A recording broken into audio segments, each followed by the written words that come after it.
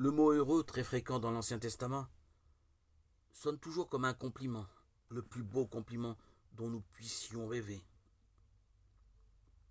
En fin de compte, André Chouraki le traduit en marche. Sous-entendu, tu es bien parti. La particularité du peuple d'Israël est d'avoir su très tôt que son Dieu l'accompagne dans son désir de bonheur et lui ouvre le chemin. Écoutez le prophète Jérémie. Moi je sais les projets que j'ai formés à votre sujet, dit le Seigneur, projets de prospérité et non de malheur.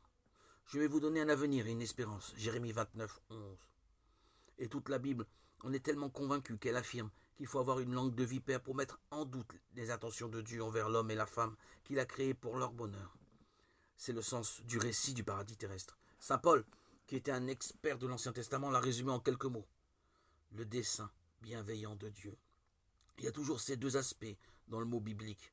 Heureux, c'est d'abord le projet et le dessein de Dieu, mais c'est aussi le choix de l'homme, en ce sens que le bonheur est à construire. Le chemin est tracé, il est tout droit.